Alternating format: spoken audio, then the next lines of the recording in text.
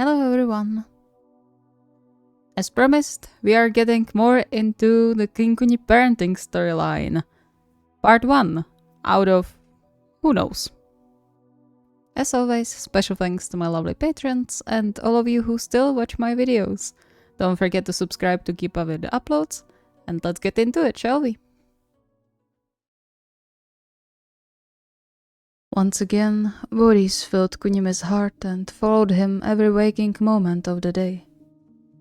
He knew he was being unreasonable, questioning things he had no reason to.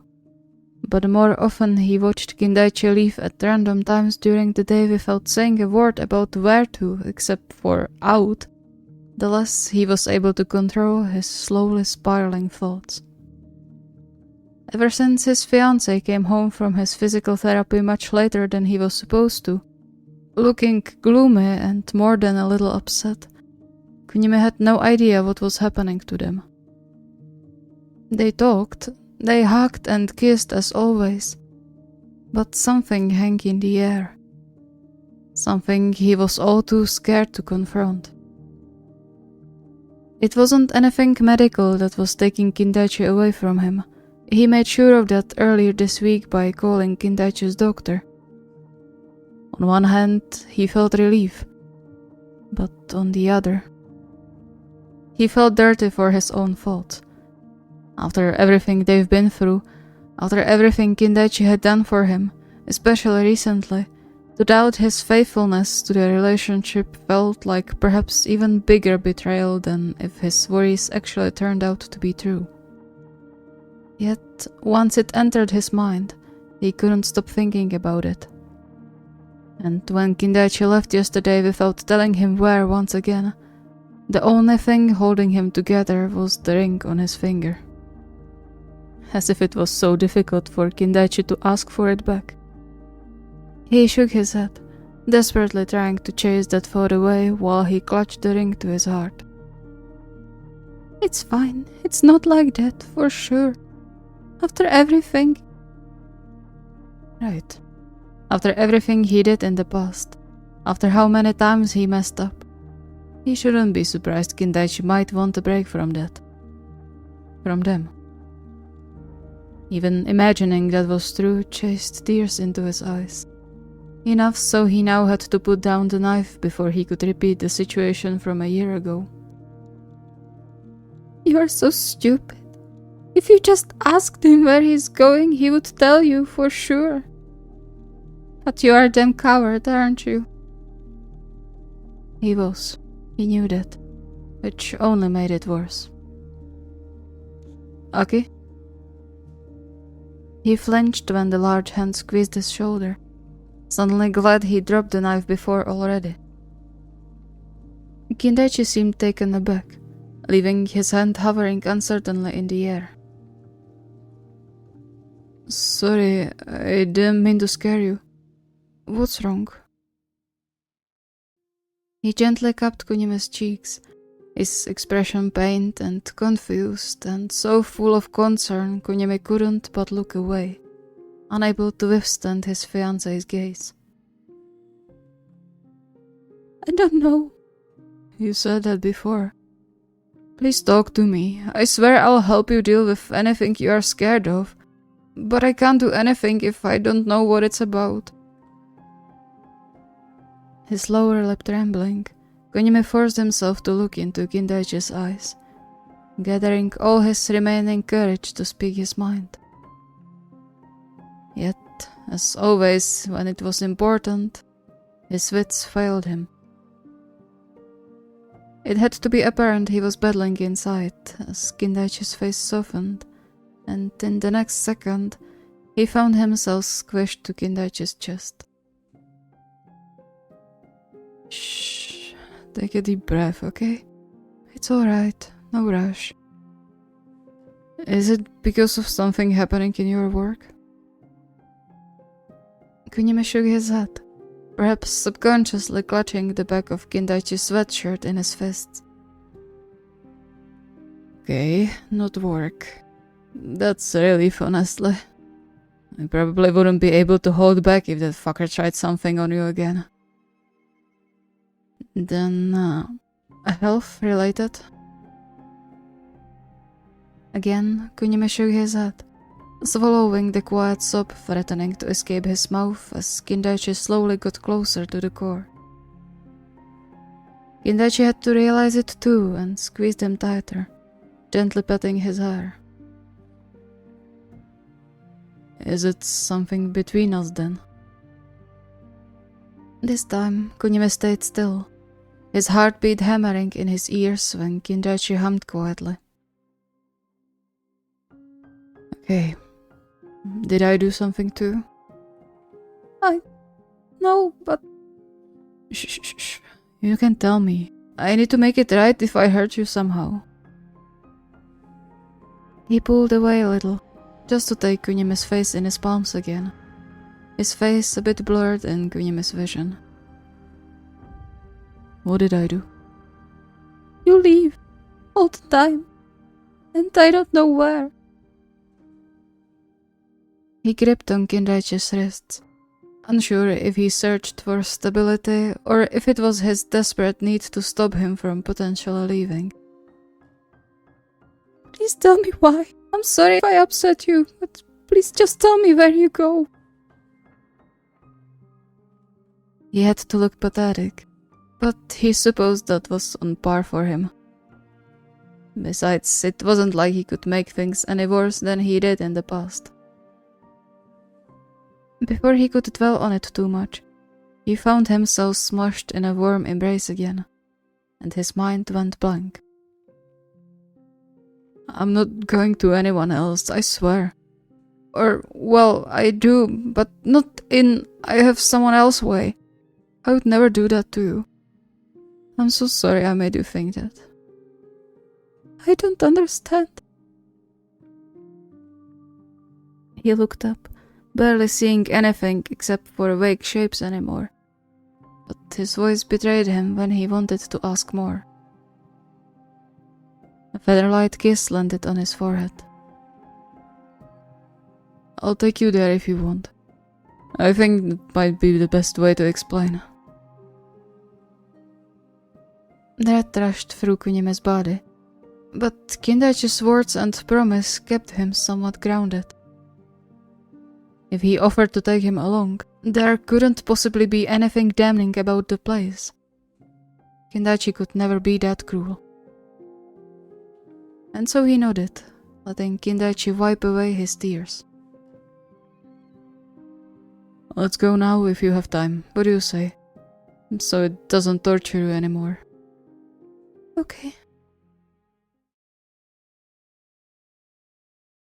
He hadn't let go of Kindaichi's hand the whole way to make sure he didn't stumble and hurt himself somewhere, but also partially perhaps in search of the familiar stability his fiancée's presence brought him.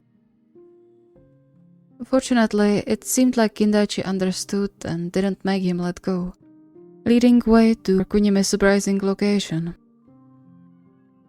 Hospital? But the doctor said you're okay, why? Completely different kind of dread churned in his stomach, mixing with a newfound guilt for perhaps horribly misjudging the whole situation. I am, no worries. It's not for me. He gently squeezed Kunimi's hand, giving him a soft smile as he motioned forward. Kunimi followed him without another word, his confusion reaching its peak when Kindaichi buzzed on the door to a newborn and children's ward. Ah, Kindaichi-san, welcome back. Visiting Hiroto again? Hiroto? Yes, is that okay? Of course. You're welcome at any time. She looked at Kunimi, noticing him for the first time. Oh, and you would be?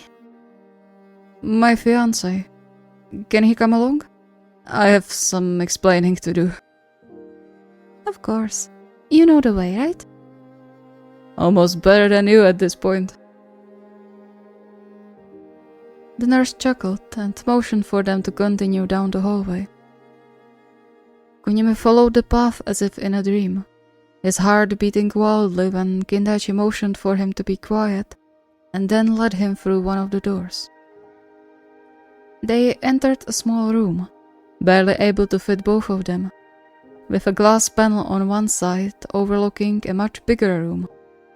But not just any room. Kunimi watched with a bated breath as Kindaichi pointed at one of the babies near the panel, the one they came to visit judging by the name tag on the bassinet.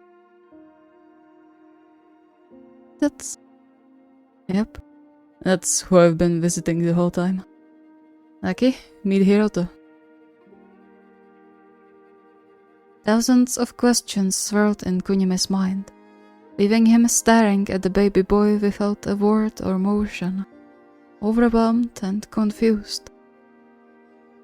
He expected a lot, even the worst, but this was something that never even crossed his mind. Although the worst could still be plausible now that he thought about it, the prospect chilling to the marrow of his bones. After all, Kindaichi did mention wanting a family. Why are you visiting a baby in the hospital? His voice came out much weaker than he intended it to, shaking just like his hands. It couldn't be, right? No way Kindaichi would... Some of his thoughts had to mirror on his face as Kindaichi's eyes widened before he cradled his face again. It's not like that. He's not my child, I swear. I found him in a dumpster when I went home 3 weeks ago. I know it sounds made up, but it's true. He frowned, glancing at the baby with a clenched jaw. Someone threw him away like trash before he even had the chance to breathe properly. He's a fighter though. They already took him off the machines and stuff. He looked so proud when he said that, the sight making Kunimi's heart ache. Why didn't you tell me? About finding him or that you're coming here to see him? I don't know. I guess I had a lot on my mind and it didn't occur to me I should tell you. He caressed Kunimi's cheeks. I'm sorry, love, I really am. I should have realized what was wrong ages ago. I'm an idiot, I know. Everything came crashing down at once. All of his fears, all of his emotions, it all knocked air out of his lungs and made the ground sway under him. Of course, he was proud that Kindaichi saved an innocent life, glad that the baby was doing okay and relieved none of the worst scenarios were true in the end. But above all that settled the deep shame for daring to doubt his fiancée, for even being able to fathom the possibility that Kindaichi, the most honest person he knew, would cheat on him or have a baby on the side because he didn't want to wait.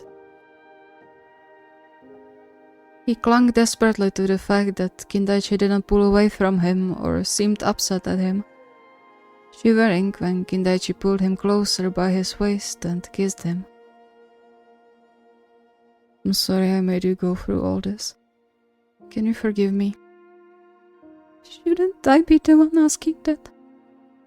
Nah, I understand. I was in the same spot before, remember?